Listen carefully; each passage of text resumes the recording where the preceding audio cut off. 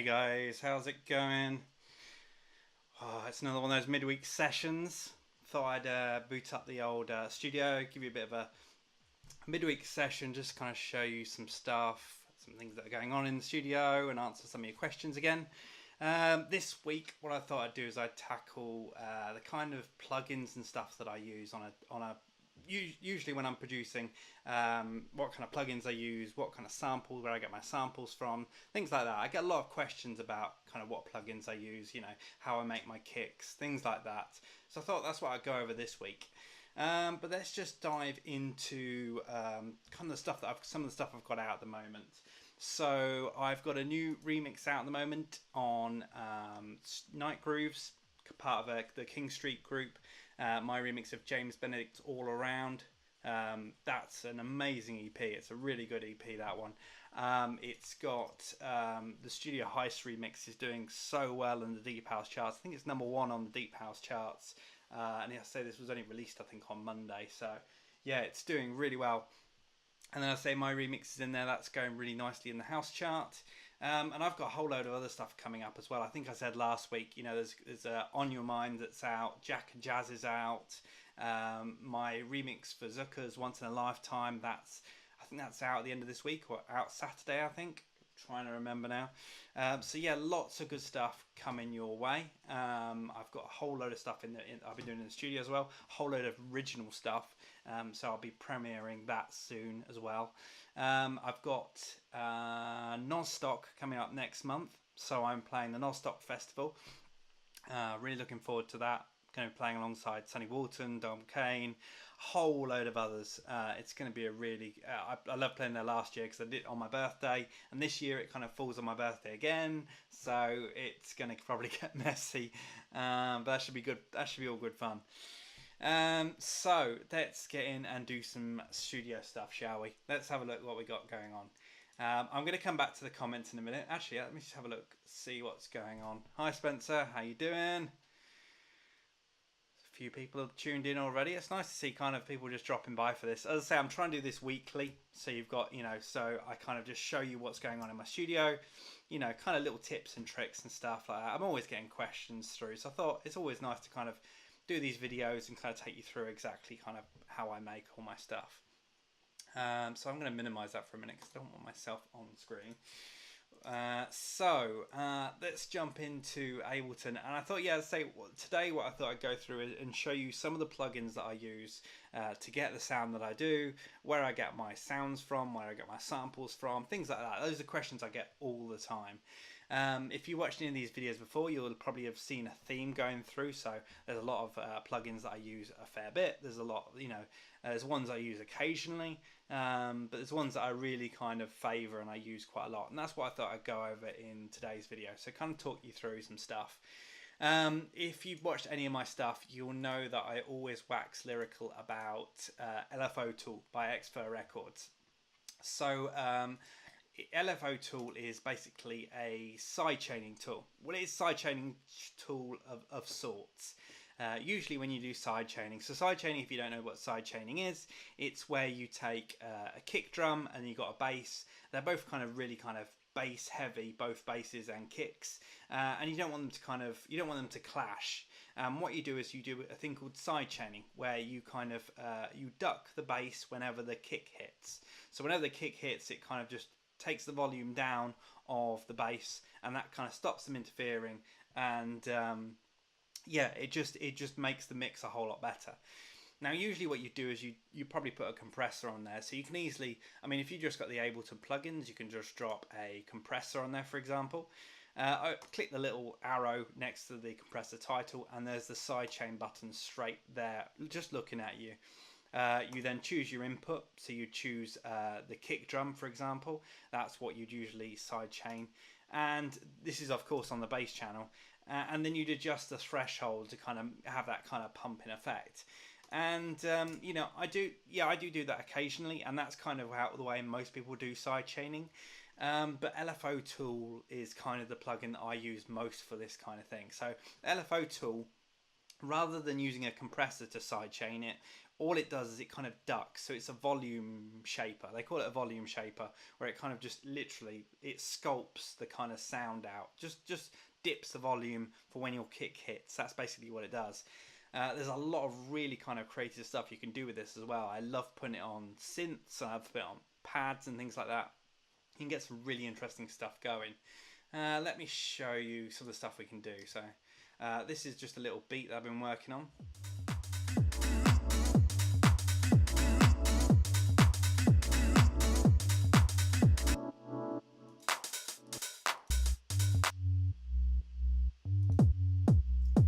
There you go. So we got the bass and the kick channels there. I haven't even labeled it up. This is how early it is into making this kind of this beat. It's just a loop at the moment. So I have the kick channel here, and I've got the bass channel, and basically the kick is obviously hitting on the start of the bar. On the bass, I've then got this LFO tool, and as you can see, there's a little graph kind of going on here, and you can see this line flicking across. So every time the kick hits, or it's the start of just a 1, 2, 3, 4, that's when this kind of loops, and you can see it just kind of ducks. You can choose how much it ducks. So I can increase it so it doesn't duck it at all, or I can take it all the way down, and as you can see, it just kind of molds the sound, and it really works very cleanly. The reason I do this over compression is the fact that compression obviously gives you a sound. It obviously compresses the sound and it kind of affects the sound, whereas this literally just ducks the volume of whatever you're sidechaining, so you're not kind of putting any processing on it as such. So you can choose to you could then compress it afterwards, or compress it before, or you choose when you want to do the compression and then you do the sidechaining separate. That's at least how I kind of use it. But there's lots of other really cool stuff you can do with it. If I just take the chords that we got here. So this is just a pad sound. And actually this has already got an LFO tool on, so it's just ducking at the moment. But if I go through some of these presets, you can do some really interesting stuff.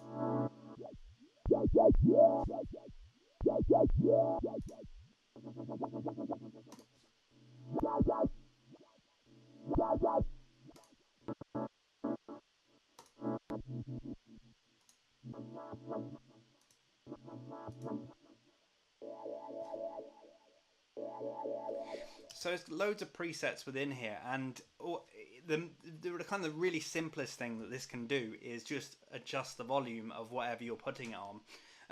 But there's so much stuff in there.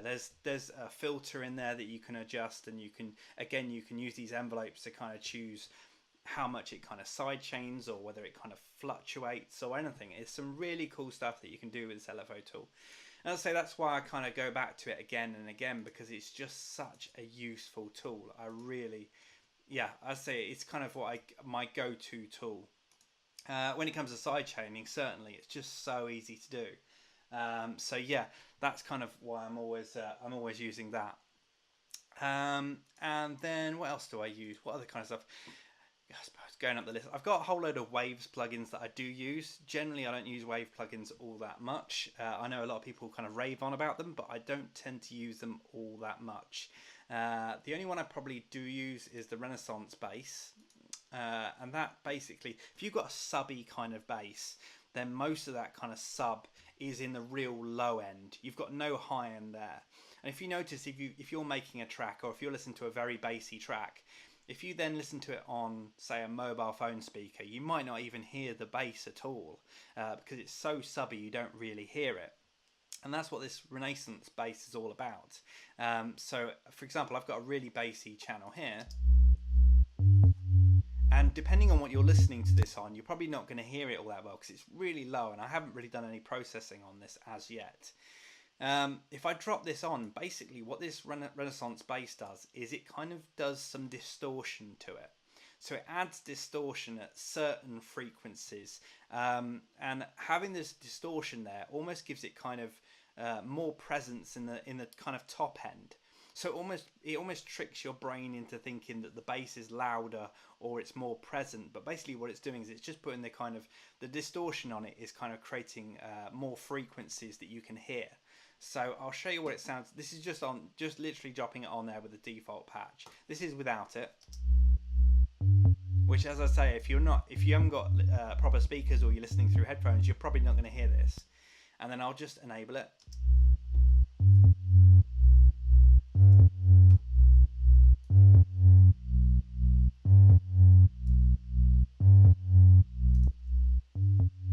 See, if you're listening to that through desktop speakers or through your iPhone speaker or whatever, you probably would have heard it with it on a lot better. And again, this is something that I would really tweak as I went along. There's a lot of different parameters here that you can use. Well, there's 3 parameters that you can play around with. How it distorts it, and therefore kind of how it kind of really works. So there's lots of really cool stuff that you can do with the Renaissance bass. So that's something that I do use occasionally when I'm using sub basses. What else have we got in here? So I've got a few other ones within here. The Abbey Road vinyl is really nice. I picked that up on a every now and again Waves have got like a discount sale on, and the Abbey Road vinyl is a really nice kind of plug-in. I usually just drop it on my master channel, and what it basically does is it gives you that kind of crackle of a vinyl record. Sometimes it works better than others. Sometimes I just use a sample instead. But it does, this does have its use, and it does work quite nicely sometimes. So again, like if you're check out the Waves site, because every now and again they'll have a sale. Well, they've always got a sale on. Let's face it, they've always got a sale on. So definitely check their website out occasionally. And if you see something up there, you might see something that massively reduced price that might be really useful. So that's usually when I kind of pick the Waves plugins up.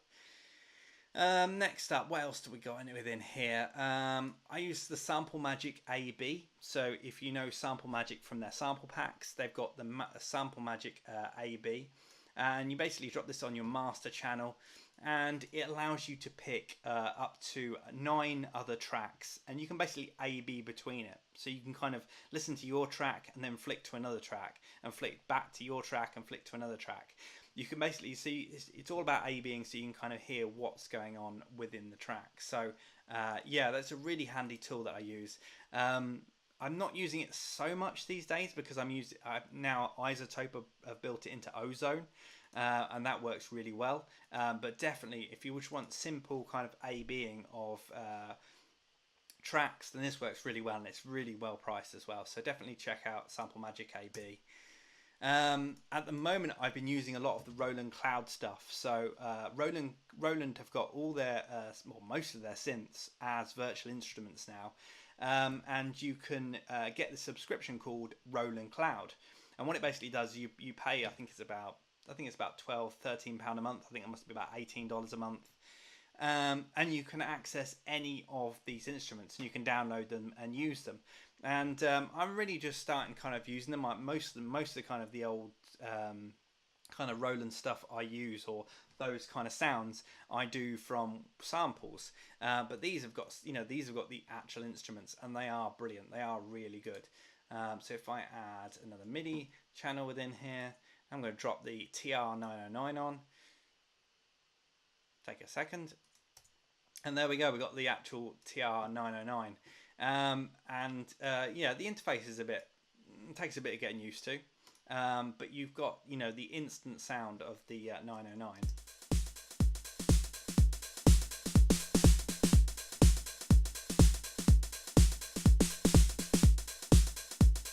I just love it. It's really such an iconic sound.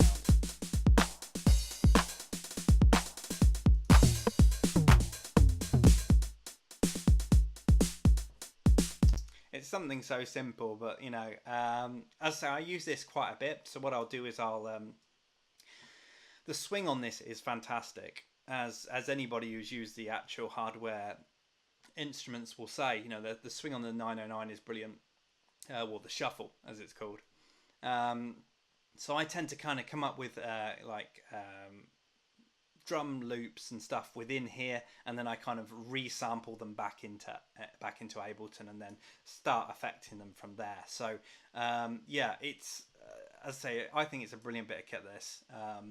I use it. I'm starting to use it quite a lot. I've only just like some people have been saying about Roland Cloud for so long, and I've not necessarily been ignoring it, but I just haven't kind of got there. But like the other day, I just kind of I sat down and I had a look at it, and I just I started it up on the trial, and yeah, I'm in. I'm totally in with it now. I mean, it's such a worthwhile subscription.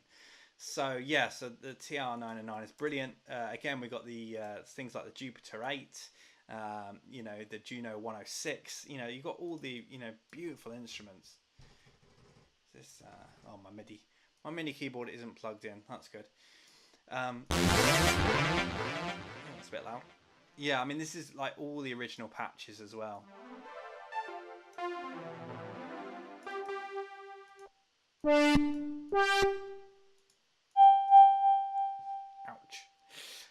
Yeah, so again, this is kind of stuff I haven't really kind of played around with much with the Jupiter 8. The 106 I've kind of done a few bits with, but the TR909 is just brilliant. I think it's almost worth it for that. And if you haven't got the full kit, actually I think I'm gonna be ordering that TR8S. I think it is the Roland TR8S. So that's like their new kind of drum machine, which is it's basically got it's got an emulation of every one of their drum machines within it. So you got the 909, the 808, all the drum machines that are packed into this one bit of kit, and you can also load your own samples into it. So yeah, I'm definitely gonna get my hands on one of those. It's so easy to spend. Next up, what else we got? We got Big Kick from Plugin Boutique. So somebody was asking me on the Facebook. I can't remember who asked me today. I think it was Jazz. Asked me like, do I use sampled kicks, or do I use an instrument or whatever? And generally it changes all the time. Like I have got a folder full of kicks of samples that I've downloaded. So I get most of my samples from Splice these days. Some of these samples are ones that I built up over the years. Some of them I've exported from previous projects. So they've been reused and reused and reused. But then again, sometimes I use things like this Big Kick, and this Big Kick's a fantastic bit of kit. They all do kind of very similar things. So they allow you to kind of layer up a kind of subby kick with a kind of a top, just that kind of click. And as I say, it's whatever works for you really. And as I say, sometimes the samples that I've got just don't work, so I jump to using the Big Kick. Sometimes I'll just use the 909. It really just depends on the day. Sometimes it just depends on what the project is and what kind of sound you're going for and whatever. The most important thing is that you keep your mind open. You don't try and do the same thing all the time. So you kind of just keep your keep your options open with that kind of stuff. Let's have a look. What else we got? Native instruments. So I use Massive quite a bit. I used to use Massive quite a bit. I don't as much anymore. It used to be my go-to synth all the time, and I've got a whole load of like presets and stuff that I've collected over the years. So I've got all them within there. I use that quite a bit. Of course, the trusty Korg M1. You can't go anywhere without just. It's almost essential if you're making any kind of classic house, tech house, housey house. You almost need to have the Korg M1 in your life because it's got so many of the iconic house sounds. That's kind of where there's so much house has got their sounds from the Korg M1. You've got the keys in there, you've got the organ in there. Of course, you've got the organ. The organ's the most recognisable organ sound you could probably get. As I say, I've not got my MIDI keyboard plugged in at the moment, but it's just such an iconic sound. And yeah, it's something that I reach to all the time. It's just like, it's one of those, I wouldn't say it was a guilty pleasure, but it's something that it just always works. So you can always kind of turn to it. It's got a great sound. The iZotope stuff. So I really love iZotope stuff. I used to use it a bit back in the day. I think around about iZotope 5, I think I was using a little bit. I didn't really kind of use it that much because I didn't find it as user friendly. So I used to use a mastering program called T-Rax or Trax. and that was really good. They had a really kind of loud setting that you could use to really get the most out of your tracks. But then I went to Ozone 7 because it had some brilliant features in, and the new Ozone 8 is just... it's fantastic. It really is. I mean, I'm not a mastering engineer, and every single one of my tracks I always send out to get mastered. I think it's important, obviously, that you want to kind of master your own tracks for when you're playing them in your set. So if you're playing them out or want to give them out straight away, or even you might not want to pay for mastering if you just want to send it out as a demo, you're not quite sure, you just want to send it to a few people, then that's when usually I will do like an Ozone master. So the Ozone master, the Ozone 8 has got some awesome features in, and what I'll do is I'll do a kind of basic master on this, even though it's just a loop at the moment.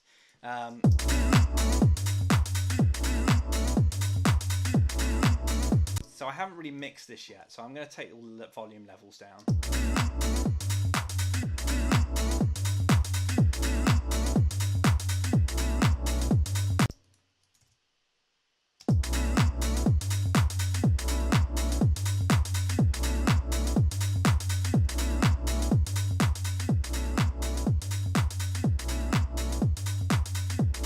So there you go, I got a basic level there on the loop that we got going on. And what I'm going to do is now I'm going to kind of do a master. And one of the things that I love in this Ozone 8 is it kind of gives you a starting point. So the thing called a master assistant is something that I use quite a lot. As I say, it's one of those things that really helps you kind of get started with mastering, at least getting your track to a certain level. So you've got a little button here called reference, which allows you to pull in a reference track. So I always keep like a whole load of tracks in a folder that I think kind of really work. I think the sound's quite good on them. I think they're quite heavy. You know, they might have the sound that I want for a certain track. So what you can do is you can load one of these in. So I'm just going to load this one in from... so which one was that? What did I pick? Can't even remember what I just picked then. Oh, it was yeah, the Mad Villains remix of Happy Days. This Mad Villains has got a brilliant sound anyway, and he's got real his mastering is proper good. I don't know who does it or whether he does it himself. Yeah, it just sounds so full. So yeah, I've loaded up a reference track here, and what I can do is I can turn this on and I can press play.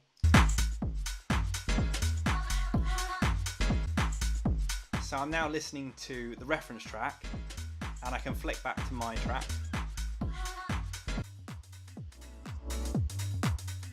Now, as you can hear, mine's quite quiet. I'm going to turn on Game Match. Actually, Game Match isn't going to work at the moment. So I want to get my track to kind of match this kind of loudness and this kind of sound. So what I can do is I can use the Master Assistant within here. And you've got three options within here. You can either master it to a streaming platform, a CD, which is your normal kind of club master, or to a reference. So the reference is kind of what I usually use. So you can load in multiple tracks within here and then choose them as reference tracks. And what it does within this kind of Master Assistant is it takes one track, like your reference track, and then tries to match it as well as it can the track that you're producing. So if I click next, what it's going to do is I'm going to turn the volume down because it's going to go through and do a whole load of things now. And what it does is it goes through and it analyzes it, it performs some EQ on it, it performs some dynamic EQ, it does some multi-band compression, then it moves on to the maximizer, it increases the volume level. And whilst this isn't the full master, it just gives you a good starting point. So this is it. This is it after now it's done its mastering assistant.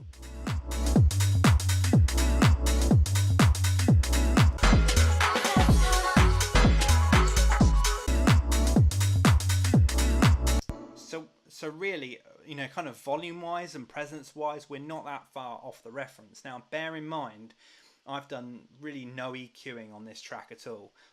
It's really still just in kind of it's in kind of loop form at the moment, so it's not even a proper track.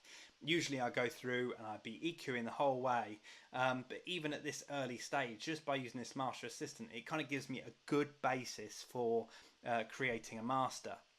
Now, added to this, I'd probably go through, I'd probably put the imager in there, which allows you to put a bit more stuff in the stereoscope, so you can kind of spread stuff out a bit more or tighten the bottom end up a bit more. And there's a whole load of tweaks within here. I mean, as you can see, the EQ on it is very subtle, and you probably don't want to be doing that much EQing on the master channel anyway, but it's very subtle within here. So yeah, the master assistant really kind of gives you a very quick start to doing mastering, and if you're just trying to do some mastering quickly, it's just brilliant. You can't really knock it for that. So yeah, Ozone 8. There's a ton of other features within it that I absolutely love. I can't recommend it highly enough. It's definitely a tool to have in your arsenal if you're kind of producing your own stuff at home and then want to play it out in a set, or just want to send it off to somebody. And then also Neutron 2. So Neutron 2 is, I always find it quite hard to describe exactly what Neutron 2 is. It's because it does so much, and that's the most amazing thing about it. Neutron can kind of improve. Yeah, I think improve is probably a good word to say. A certain channel within your mix. So it has a whole load of tools within there. It's got a noise gate, equalizer. It's got a couple of compressors in there, exciter, and a really good transient shaper in there as well. And again, this has a track assistant, which will actually kind of analyze your instrument or whatever you'll put it on, and it will kind of suggest some good changes. Again, it's a good starting point. So if I just play these chords back, and then I'll hit the track assistant, I'll tell it what kind of instrument it is. So I'm going to say other, because I can't really call it a piano. I want it to be warm, so you've got different options there. Could be up front if I want. Actually, I'll put it up front, because that kind of gives you, I think that'll give you a bit more presence. And then intensity, I'm going to keep it as medium. And then click next. And again, it's going to kind of work away at the background, a bit like Ozone 8 did. And what it does is it just kind of comes up with some suggestions for things that you could do just to kind of improve it. So I'll start that now, and we can just have a look through. So the equalizer, this was flat before, and what it's done is it's found certain peaks and it's put some cuts in there. It's also found it needs a bit more presence here, so it's put a bit of a boost. It's rolled the bottom off already, so that's something I'd already do anyway. So it's already rolled it off by about 90 hertz, which is something I would do anyway. So it's kind of a really good start for kind of improving your sound. And that's really just the start of it. I mean, this EQ is fantastic. It's got a thing called masking, where basically you can put the EQ on one channel and on another channel. So say, for example, you have, again, you might have an EQ on your bass channel and you've got an EQ on your kick channel. And rather than doing standard compression, what you can actually do is take one band from that EQ and have it sidechain to the other instrument. So say, for example, if you've got a bass and a kick hitting at the same time, you don't necessarily want to duck away all of the volume from your bass instrument. You might just want to duck away the frequencies that are causing an issue, and you can do that within here. I think if I had a longer kind of session with this, then I'd probably take you through how that works. But I'm trying to keep it, top level at the moment. So there's plenty of tutorials out there. Plenty of things that show you how to do that, and as I say, it's amazing. Masking is the feature you're after, and basically what it will do is if you've got Neutron on more than one channel, it will show the other channels that are also within your project, so you can then compare them. Let me drop it on another one actually, so you can kind of see. So I'm going to drop it on the chords and the bass, and this is the chords one. I can already see that I've got the bass within here, so I can see both EQs. The top one is the one for the chord that I'm actually on, and then the bottom one shows me the bass. So I don't even need this open, and I can see both of them. And you can see here where this kind of white is kind of lighting up. That's where the frequencies are kind of not necessarily clashing, but they're coming together. So you might want to put like a bit of a duck in there, for example. At the moment, there's no kind of warning. Usually it comes up with a red warning if there's like a real issue. Again, I could get, this is something that would, I'd really get into in a proper video for it. But there's plenty of tutorials out there. Definitely check the iZotope channel and all their tutorials and stuff for it. I can't recommend it highly. So yeah, Neutron and Ozone I use a hell of a lot. They're so good. Let's see, how long have we been going already? I think it's about half an hour actually. I'm looking at my wrist and I haven't even got a watch on there. I don't know what's going on. Let's have a quick look on, if anybody's still here. Let's have a look, see if there's anybody in the actual Facebook group. There's a few of you tuned in, so I'm waffling away. No questions. If you want to ask any questions, then definitely get some questions on there. Yeah, definitely go on to the comments and just drop me a question. I'll check in there in a bit. So... yeah, so let's go up to something else. So I've still got T-Rax installed, but I haven't used it for ages. Again, it's got a really heavy limiter in there, and that works. Like if you want something really heavy, T-Rax really does it. I don't even know what that one is. Oh, I've got my Elektron. So my Elektron Heat is an external bit of kit that I use. It actually sits just to the left here. Let me see if I can get a camera on it. Let me see. Ugh. Let me see. So, can you get it? There we go.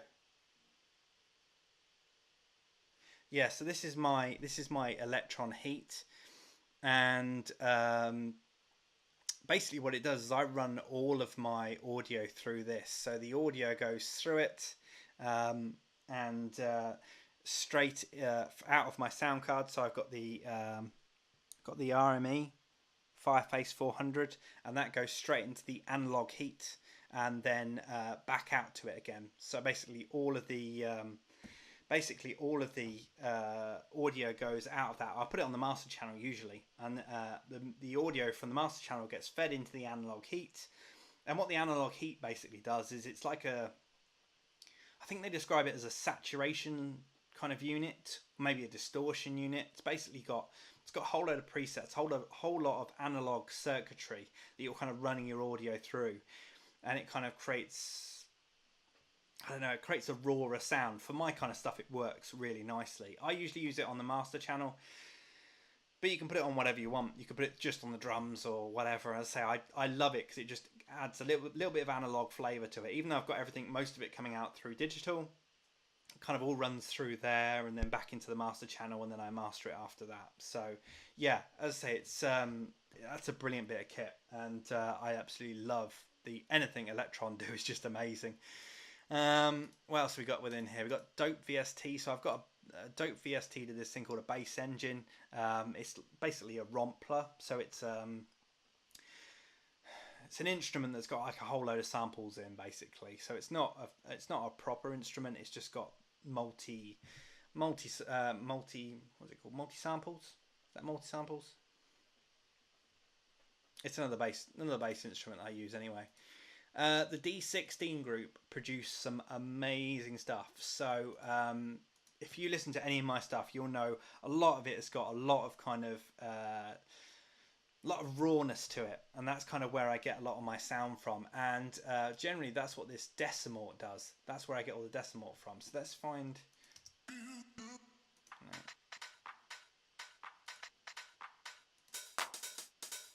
Oh, there we go. We got the 909 there. And actually, that's the 909 from Ableton, actually. Yeah, that's Ableton's 909. So, yeah, I don't know why I was using that. Anyway, so if I drop this decimort on there, I've got no... If you can see here, I've got no EQ on here at the moment. So this is how early on it is in the project.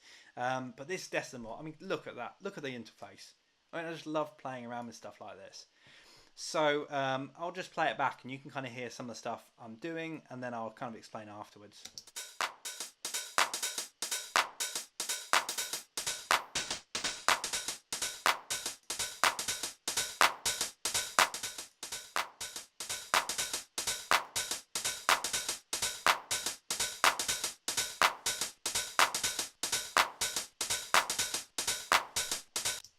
So there you go. I've kind of there's a few different things that I use on here quite a bit. So first of all, from the top here, we got the preamp. So the preamp kind of boosts it almost. It really kind of pushes the sound and yeah, just overdrives it a bit. It's software, so it only kind of it's only emulating it really, but it's still got a really kind of nice preamp. So it kind of it adds a bit of distortion to it. We've then got the resampler, which is the frequency dial is what I kind of usually dial in. And I think what it does is basically, I'm not 100% sure what it does. I just know that it works nicely on the sound. So I think what it's doing is basically taking some of the top end out almost. It's reducing the kind of frequency, and it just kind of makes it sound rawer, kind of more old school. Then we got the resolution. Again, you've obviously heard of 16-bit, 8-bit, and and so on. Again, you can take the resolution down here in real time. And then there's a whole load of other stuff within here. There's a whole load of filters and things like that. You can also do dry wet on it. So if you find something that's got a nice sound but maybe a bit too much, you can just roll it off and just introduce a bit more dry to it. So yeah, the Decimal I absolutely love, and I think I've really got to get hold of some of the other stuff. They've got some really good stuff, the D16 group. So yeah, I'm going to be getting hold of a whole load of more of their stuff. Next up, we've got so the glue. Now this is one VST that I always used to say. I used to recommend to everybody, and they've included it in Ableton now, so I don't even need to recommend it anymore because it's already in Ableton. That's how good it was. So originally, this company called Cytomic had this plugin called the Glue, and this is what it looks like. And basically, what it is it's a compressor that you put on the master channel. Well, usually on the master channel, you can put it on your drum bus, anything that you want to glue together. So you've probably heard of the term gluing, and generally, it's kind of lightweight kind of compression. I don't know the full specifics of how it all works, but by using compression it kind of pulls everything together, and this glue just works really nicely. It's designed for that. Now I tend to use this with most of the presets that are within here. So if I've got it on a whole load of drums, then there's ones for what do I use most? So the drum room, maybe the New York Gentle I usually use quite a bit. The main one I use is though the under the mastering folder is the Glue or the Glue 2. So just using those presets are really kind of nice. It's subtle. You're not going to notice it too much, but it just pulls everything together just slightly. I'm not using it as much these days because I've got the Analog Heat, which kind of does the same thing. Because I'm kind of pushing it all out to that, it's doing a sort of gluing. So I'm not using the glue as much. But as I say, that's kind of what it originally looked like. And actually, if you go into your audio effects, you will find Glue Compressor within here, and you'll see the little Cytomic logo within there. So it's exactly the same thing. It's just it's just a simpler interface, and I don't know if it's got I don't know if it came with all the presets that it had. Nah, see, I'll have to have a look see if I can get some of the presets out of the original Glue, because I always used to use them a lot. And then there's some stuff from Air Music. So you know me, I love my Rhodes sounds, and I love organ sounds and things like that. Whenever I'm kind of making anything, I like to make stuff for the club. So it's nice and bassy, got a bit of a kick, but I also like putting some soulful elements in there, so some Rhodes or some organ or whatever. And generally I'm finding this kind of Air Music kind of stuff really nice to use. So we've got a few things within here. We've got the Velvet, which is kind of a Rhodes kind of emulator, I suppose. I'm not quite sure. Again, I'm not quite sure if it's a Rompler or what, but it sounds really nice. Let me just I'm going to put a quick chord device on here so we can hear what it sounds like with a minor 11th. As I say, I really am not prepared. I should have really plugged my MIDI keyboard in, but leads are everywhere. As I said, I didn't even mention it. I had a whole move around in the studio, so like it was all around before. I don't know. I woke up one day and I thought, yeah, I'm going to move it all around. That sounds like a good idea. Yeah. And then like later that day, I was thinking, why did I do this? But actually, it's nice to kind of have a change around. I just get used to the acoustics again. So yeah. Anyway, so yeah, the Velvet. I've got a chord device on there. So let's see how this sounds. We're not getting any sound. Is it because it's soloed? That'd be right.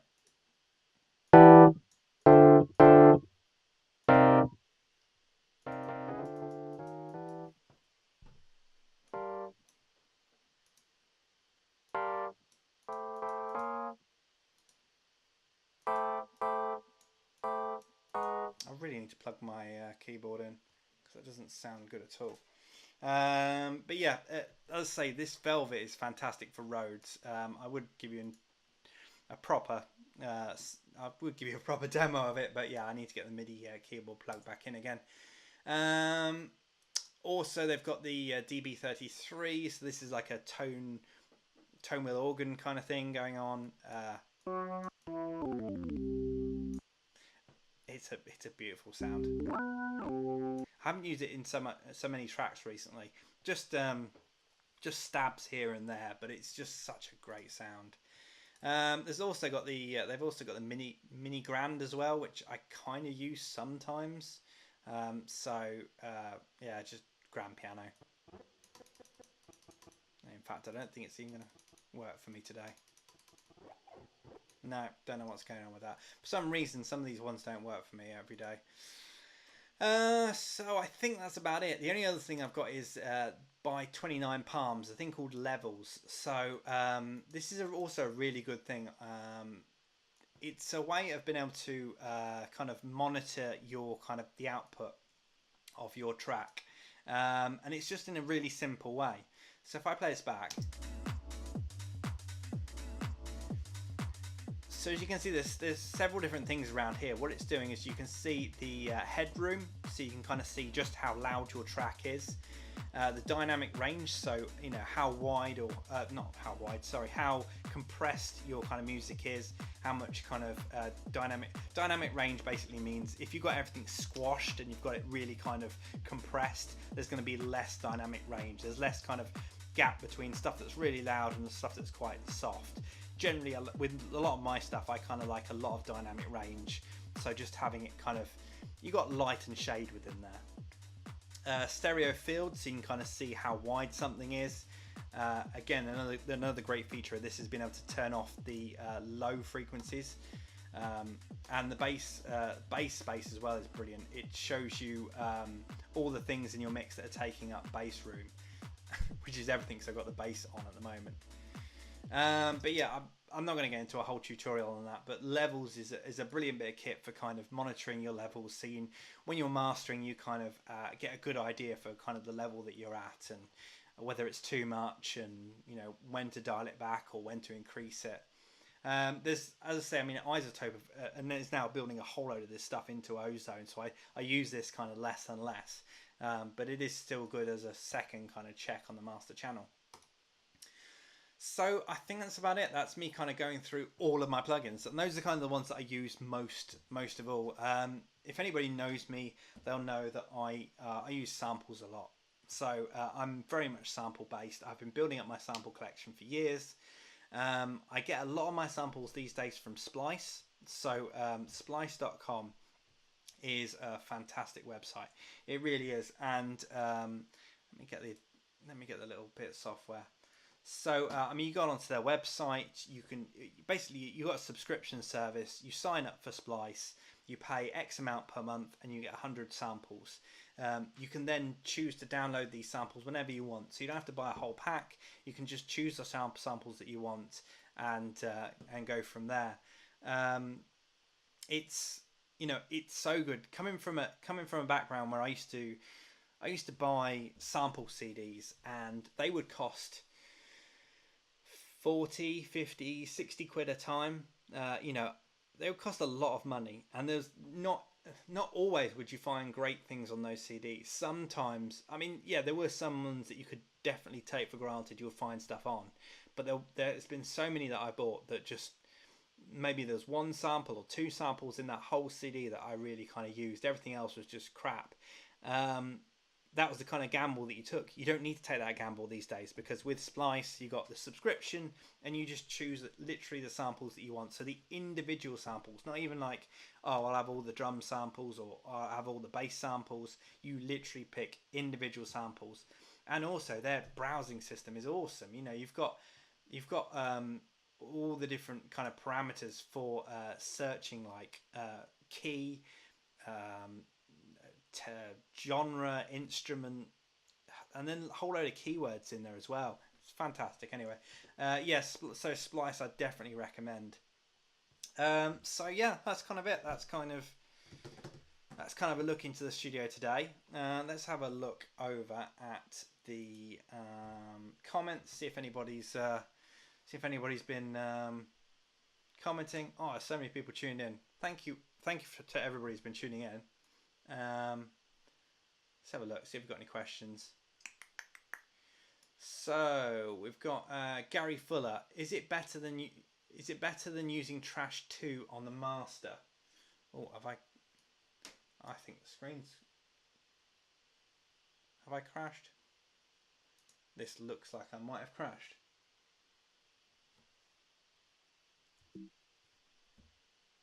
Okay, I think one of my screens has crashed. So I might have to cut this a bit early. Or is it? Is it back? Oh, there we go. I think it might have just been maybe maybe Facebook just doesn't want to like me today. So actually, again, it's gone again, isn't it? It keeps going. Wow, just love this. Is it every time I open up this? Yeah, literally every time I open. Or is it not? No, okay, it's working now. We'll keep my little face off of it anyway.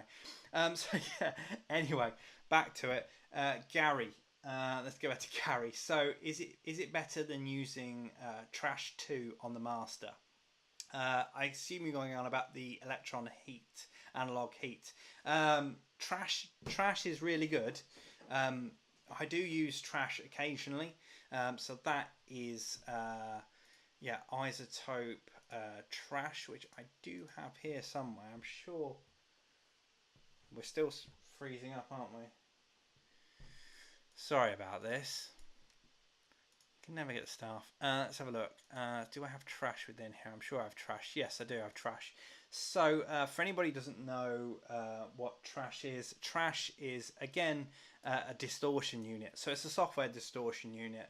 And yes, I do use Trash occasionally, but Trash, as you can probably gather from the name, it is really heavy. Like, it proper distorts stuff. So putting it on your master channel kind of really can cause issues sometimes, for me anyway. Especially if you're putting bass heavy stuff through it, it can really kind of kill it. So generally what I would do is I might put this on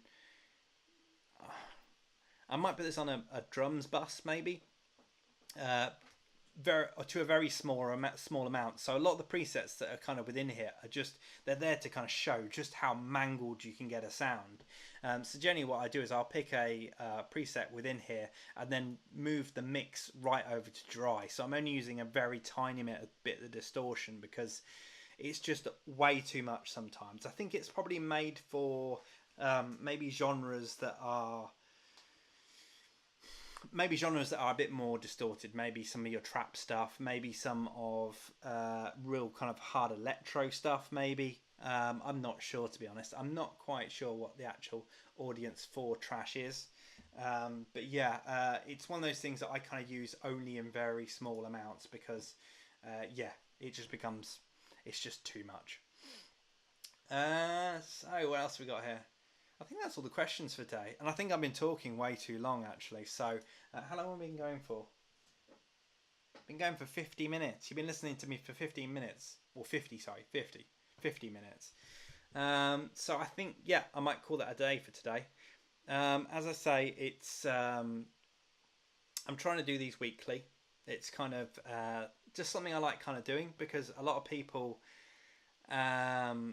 you know, a lot of people are very worried about asking questions. Producers are very worried about letting people into, you know, how they work, and you know, and kind of uh, they're very secretive. Nobody likes sharing when they're producing world. Nobody likes kind of saying, "Oh, I don't know how to do this." They kind of mask it. So what I like to do in these kind of videos is just kind of answer questions. So if you've got any questions that you're not sure of, or if you just want to, you know, ask my advice or how I do something, then yeah, just drop them in my Facebook group. Actually, yeah, I haven't plugged that this time. If you go to my Dirty Secrets page and into groups on my page, is this going to work? Nope, it's frozen. Okay. Okay. Maybe this isn't going to work. Don't you just love technology? Right, okay, yeah, so if you go to my Facebook page, there is a group joined to there called Dirty Secrets Ask Me Anything. If you join up to that, it's just a group I set up, you know, for anybody to ask any questions that they've got. So rather than just sending me messages, you know, or on SoundCloud, Facebook, email, whatever, ask them in there, and then hopefully, you know, it'll help somebody else as well. And also, it gives me something to kind of talk to about on these videos. I mean, I've got some other stuff. I've got some good stuff planned coming up. So I will be, yeah, I've got some ideas for showing you some hardware. So I've got like a whole load of hardware like that I've got over the years, little gadgets here and there that I kind of wanted to go into and kind of show you a bit. So I might do that. Also, I mean, I can go into any of my techniques. So if you've heard anything in any of my tracks, like any sounds that I've done or anything else like that, and you want to ask me them, then definitely, you know, just ask me that. And I know some people have been asking about the DJS stuff, the Pioneer DJS stuff. So there will be another Pioneer DJS video coming soon. I've just got to kind of put an idea together for what I'm going to be doing with that one. But that's real fun. If you haven't checked out the Pioneer DJS 1000, if you're a DJ that also likes to do a bit of producing, then definitely check it out. It's such an awesome bit of kit. But yeah, I think that's it for today. So thanks for tuning in. And if you're tuning in on another day, if you're watching it on repeat or whatever like that, then I hope you've enjoyed it. And hopefully I'll be back again next week for more of the same.